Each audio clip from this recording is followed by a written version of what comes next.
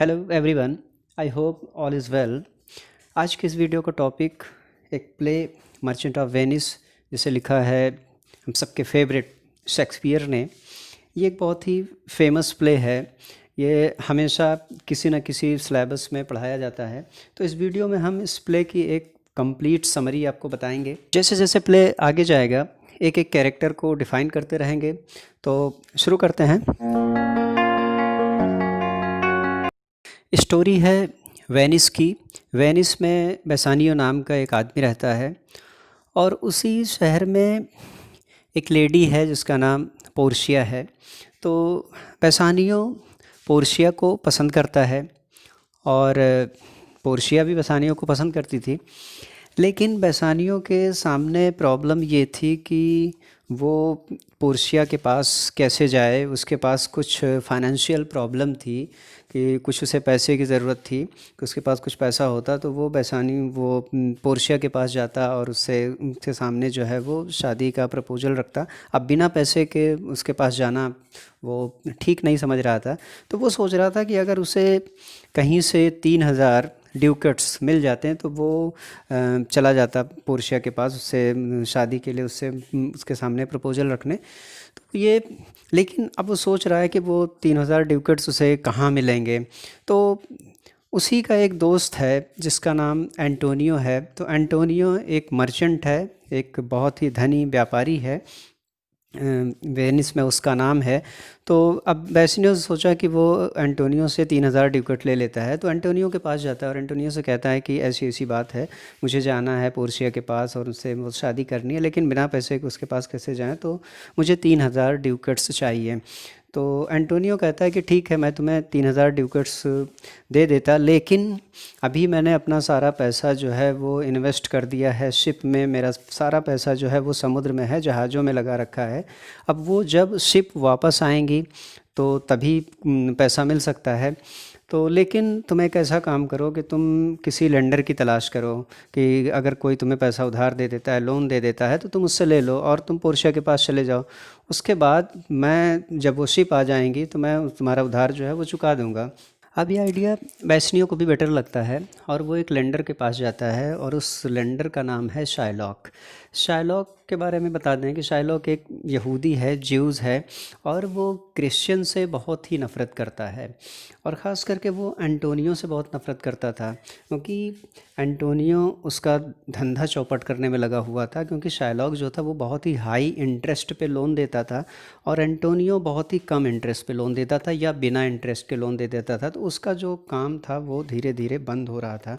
तो इसलिए Shylock Antonio से बहुत ही नफ़रत करता है। अब जब शाइलॉक को ये पता चला कि बेसनियो ने उससे कहा कि मुझे आप 3,000 ड्यूकेट दे दें, आपका जो ब्याज होगा वो 3 महीने बाद जो है वो एंटोनियो चुका देगा। तो अब जब इसको ये पता चलता है कि एंटोनियो उसका ब्याज चुकाएगा, तो शाइलॉक को लगता है कि यही बहुत अच्छा मौका है एंटोनियो से बदला लेने का। तो शाइलॉक ने बेसनियो से कहा कि ठीक है, बेसानियो से कि ठीक है, मैं तुम्हें 3,000 ड्यूकेट दे देता हूँ, लेकिन एंटोनियो को एक बॉन्ड पे साइन करनी होगी कि अगर वो एक अपॉइंटेड टाइम पे अगर वो पैसा ना लौटा सका तो मैं उससे ब्याज नहीं लूँगा, बल्कि उसकी बॉडी से 1 पाउंड फ्लेश, 1 पाउंड मीट मांस मैं काट लूँगा, वो भी चेस्ट के पास से। तो बेसानिया को ये बिल्कुल भी शर्त उसकी मंजूर नहीं थी और उसने कहा कि नहीं, मुझे पैसा नहीं लेना है। और वो सारी बात आके एंटोनियो से बताता है। तो एंटोनियो कहता है कि ऐसा है, तुम मुझसे पैसा ले लो, क्योंकि 3 महीने से पहले ही मेरा शिप जो है वो वापस आ जाएगा और मैं उसको 3 महीने से पहले ही पैसा चुका दूंगा। लेकिन बेसानियो तैयार नहीं था। लेकिन जब एंटोनियो ने उसको बहुत ही प्रेस किया कि तुम ले लो, तुम बिल्कुल भी चिंता ना करो और शिप आ जाएंगे, उसका पैसा दे दिया जाएगा, तो बेसानियो ने उससे 3,000 ड्यूकेट्स लिए शाइलॉक से और वो निकल पड़ता है पोर्शिया के पास उससे शादी करने के लिए। अब कुछ पोर्शिया के बारे में बता देते हैं। पोर्शिया एक बहुत ही धनी लड़की है, बहुत ही सुंदर लड़की है, लेकिन उनके पिता की डेथ हो चुकी है। डेथ से पहले उनके पोर्शिया के पिता ने एक कंडीशन लगाई है शादी के लिए कि पोर्शिया को 3 बॉक्स दिया है, कैस्केट दिया है, एक गोल्ड का, एक सिल्वर का और एक लेड का। लेड के बॉक्स में पोर्शिया की फ़ोटो है। अब जैसे कि बहुत सारे लोग पोर्शिया से शादी करने के लिए आते हैं, लेकिन अब जो कंडीशन जो ये है कि जो सही बॉक्स का जिसमें पोर्शिया की फ़ोटो है, सही बॉक्स को सेलेक्ट करेगा, उसी के साथ पोर्शिया की शादी होगी। और उसके साथ एक कंडीशन ये भी होती थी कि अगर आपने गलत बॉक्स का चुनाव किया तो फिर आप भविष्य में कभी शादी नहीं कर सकते। तो बहुत सारे सूटर्स जो आते थे वो तो पहले ही शर्त सुन के वापस चले जाते थे। तो अब पोर्शिया को डर ये है कि अगर बेसानियों ने सही बॉक्स का चुनाव ना किया, अब वो बता भी नहीं सकती है, जैसा कि उसके पिता ने जो से वसीयत की थी, तो उसको डर है कि अगर सही बॉक्स का चुनाव ना किया तो फिर क्या होगा। लेकिन अब सबसे पहले एक शूटर आते हैं, प्रिंस ऑफ मोरक्को। वो गोल्ड गोल्ड कैस्केट को चुनते हैं और वो शादी के लिए वो असफल हो जाते हैं पोर्शिया से शादी करने में। उसके बाद एक आते हैं प्रिंस ऑफ मोरक्को, वो सिल्वर का को सेलेक्ट करते हैं। एट लास्ट बेसानियो आता है और बहरहाल किसी तरह वो सही बॉक्स का चुनाव करते हैं, लेड का, जिसमें पोर्शिया की फ़ोटो थी, और वो पोर्शिया से शादी करने में सफल हो जाते हैं। अब बेसानियो तो बहुत ही ऐशो आराम से पोर्शिया के पास रह रहा है, शादी कर चुका है।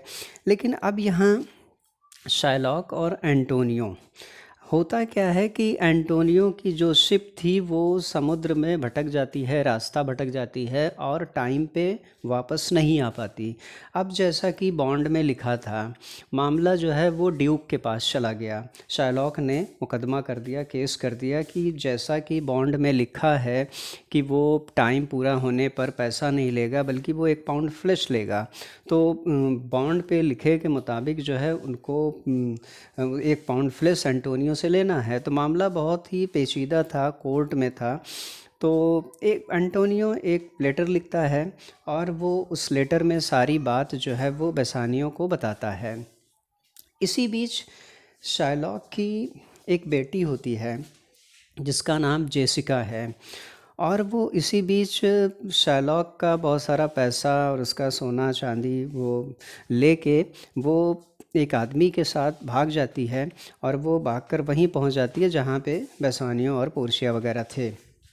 अब जब जेसिका भाग जाती है, एक ईसाई के साथ जाती है, वो क्रिश्चियन के साथ जाती है। इससे शाइलॉक और ज़्यादा वो ईर्ष्या करने लगता है ईसाइयों से, एंटोनियो से, कि उसकी लड़की जो है वो इसने ईसाई धर्म अपना लिया, जो है वो क्रिश्चियन हो गई। तो अब एक लेटर लिखता है एंटोनियो बेसानियो को, और उसमें सारी कंडीशन बताता है कि कैसे कैसे उसकी वो जान पे बनाई है। अब बेसानियो जैसे ही उस लेटर को पढ़ता है और वो सारी बात जो है वो पोर्शिया को भी बताता है, और वहाँ से कुछ पैसा लेता है कि वो चलिए 3000 ड्यूकट लिए थे, मैं उसको 6000 9000 वापस कर दूंगा। पैसा लेके वो पोर्शिया से तुरंत जो है वो एंटोनियो के पास रवाना होता है। उधर बेसानियो जाता है, और पोर्शिया ने क्या किया कि जो आदमी एंटोनियो का केस लड़ रहा था उससे केस को वो अपने हाथों में लेती है, और अपनी एक मेड को अपना एक सहायक बना के साथ में वो एंटोनियो का केस लड़ने के लिए निकल पड़ती है, अपने आप को एक लॉयर के भेष में बदल कर। अब ये बात ना बेसानियो को पता है ना एंटोनियो को पता है।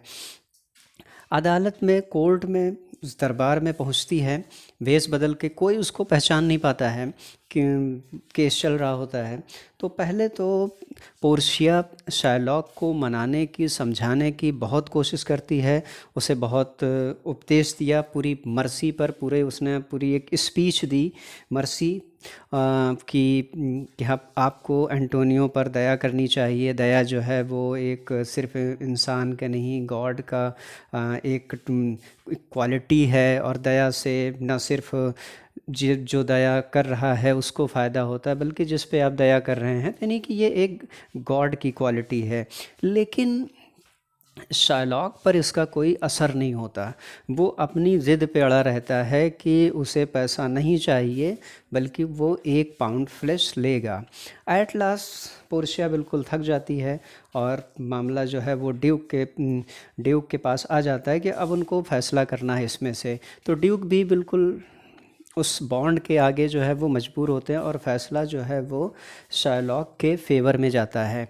अब शार्लॉक अपना वो डैगर लेके वो आगे बढ़ता है को मारने के लिए। तो इसी बीच पोर्शिया उस बॉन्ड को क्लोजली ऑब्ज़र्व करती है और ऑब्ज़र्व करने के बाद सडनली वो शार्लॉक से कहती है कि रुकिए, पहले इस बॉन्ड को हम देखते हैं। तो बॉन्ड में क्या लिखा था कि 1 पाउंड फ्लैश वो ले लेगा चेस्ट के पास से, लेकिन पोर्शिया ने कहा कि इसमें ये कहीं नहीं लिखा है कि 1 पाउंड फ्लैश लेते समय इसमें से शरीर से ब्लड निकलेगा, खून भी निकलेगा। तो कहा कि आप, पोर्शिया ने कहा शार्लॉक से कि तुम 1 पाउंड फ्लैश ले लो, लेकिन एक बूंद खून भी नहीं निकलना चाहिए एंटोनियो का, उसकी जान भी नहीं जानी चाहिए, जैसा कि इस बॉन्ड में नहीं लिखा है कि 1 पाउंड फ्लैश के बाद उसकी जान जा सकती है। और दूसरी चीज़, पोर्शिया ने कंडीशन लगाई कि आपने 1 पाउंड फ्लैश इसमें मेंशन किया है बॉन्ड में, तो आप 1 ही पाउंड फ्लैश लेंगे, ना उससे कम लेंगे ना ज़्यादा लेंगे।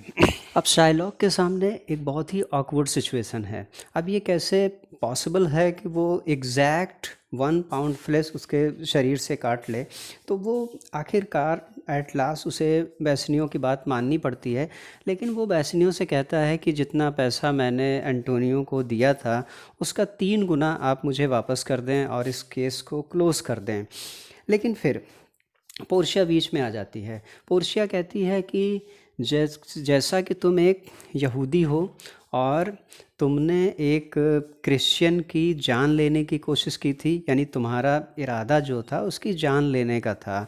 और अब जैसा कि यहूदियों को एक आउटसाइडर माना जाता था, बाहर का माना जाता था, तो पोर्शिया ने कहा कि अब तुम्हारा इरादा जो था वो एंटोनियो यानी कि एक क्रिश्चियन सिटीजन की जान लेने का इरादा था, तो अब तुम एक मुजरिम बन गए हो। अब कानून में उसकी सज़ा ये है कि तुम्हारी आधी प्रॉपर्टी उस व्यक्ति को जाएगी जिसकी तुम जान लेना चाहते थे, और आधी प्रॉपर्टी तुम्हारी गवर्नमेंट को चली जाएगी, सरकार को चली जाएगी। और जो तुमने जो गुनाह किया है, जो तुम मुजरिम हो, उसकी सज़ा ये है कि तुम्हें सज़ाए मौत भी मिल सकती है। तो अब शार्लॉक जो है वो बहुत ही घबरा जाता है, उसको कुछ समझ में नहीं आता कि वो क्या करे। फाइनली ड्यूक अपना जजमेंट सुनाता है और वो शार्लॉक से कहता है कि तुम्हारी आधी प्रॉपर्टी जो है वो एंटोनियो को जाएगी और आधी प्रॉपर्टी तुम्हारी सरकार जब्त कर लेगी। और जहाँ तक तुम्हारी जान का सवाल है, हम तुम्हारी जान को बख्श रहे हैं, लेकिन तुम्हारी आधी प्रॉपर्टी एंटोनियो को जाएगी। अब वो शार्लॉक जो है वो बहुत ही रिक्वेस्ट विनती करने लगता है कि अब वो कहाँ जाएगा, वो बर्बाद हो जाएगा, वो भिखारी बन जाएगा। तो इस पर ड्यूक कहता है कि एंटोनियो से पूछता है कि आप क्या चाहते हैं। तो एंटोनियो उस पर कहते हैं कि इनकी आधी प्रॉपर्टी जो है वो सरकार को जाएगी, लेकिन आधी प्रॉपर्टी जो मुझे मिलने वाली है ये इनको वापस कर दी जाए, लेकिन एक कंडीशन के साथ कि इनकी डेथ के बाद, यानी शार्लॉक की डेथ के बाद, आधी प्रॉपर्टी जेसिका को जाएगी और शार्लॉक जब तक जीवित रहेंगे ये क्रिश्चियन रिलीजन को फॉलो करेंगे, यानी कि ये यहूदी से ईसाई हो जाएंगे। अब शार्लॉक के पास कोई रास्ता नहीं था, तो वो एंटोनियो की दोनों कंडीशन को उसे मानना पड़ता है और वो एक यहूदी से ईसाई हो जाते हैं। अब केस ख़त्म हो चुका है, बेसानियो बहुत ही खुश है। तो वो खुशी में उस लॉयर से कहता है कि आपने मेरे दोस्त एंटोनियो की जान बचाई, मैं आपको खुशी में कोई गिफ्ट देना चाहता हूँ, आप क्या लेना चाहेंगी। तो इस पर उस लॉयर ने, जो कि पोर्शिया थी, लॉयर का भेष बदले हुए थी, तो उसने कहा कि आपकी उंगली में जो ये रिंग है, आप मुझे वो रिंग दे दें।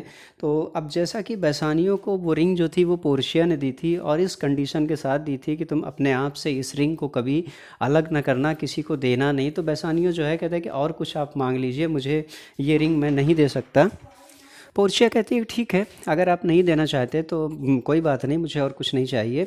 इस पर वो जाने लगती है। तो एंटोनियो कहती है कि देख देख यार, उसने मेरी जान बचाई और एक रिंग ही तो है, तुम उसको क्यों नहीं दे देता, जो है वो दे दे। तो आखिरकार एंटोनियो के कहने पर बेसानियो जो है वो रिंग उस लॉयर को दे देता है।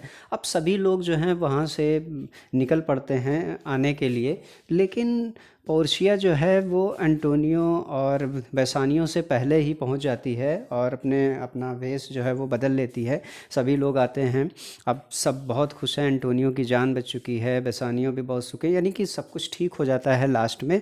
अब सडनली जो है वो पोर्शिया उसका हाथ देखती है बेसानियो का, तो हाथ में रिंग नहीं थी, तो वो उसने पूछा कि तुम्हारी रिंग क्या हो गई। यानी कि एक ह्यूमरस सिचुएशन क्रिएट होती है, कॉमिक सीन क्रिएट होता है। तो बेसानियो बताता है कि तो कहता है कि मैंने वो रिंग जो थी वो उस लॉयर को दे दी, और कहा कि नहीं, तुमने किसी लड़की को दी। पोर्शिया जो है उसे बहुत ही परेशान करती है कि मैंने तुमसे कहा था कि तुम उस रिंग को किसी से अलग न करना, तुमने किसे दे दी तुमने वो रिंग। वो उससे यानी कि उसको परेशान करने के लिए हंसी मजाक करती है बेसानियों को। इस तरह प्ले जो है सब कुछ ठीक होने के बाद एट लास्ट जो है गुड न्यूज़ एंटोनियो को भी मिलती है कि उसके जो 3 जहाज़ समुद्र में रास्ता भटक गए थे, उसके तीनों जहाज़ सही सलामत वापस आ गए हैं। तो उसके लिए भी एक बहुत खुशी की बात थी। तो इस तरह एट लास्ट कहानी की हैप्पी एंडिंग हो जाती है और ये प्ले यहीं पे समाप्त हो जाता है।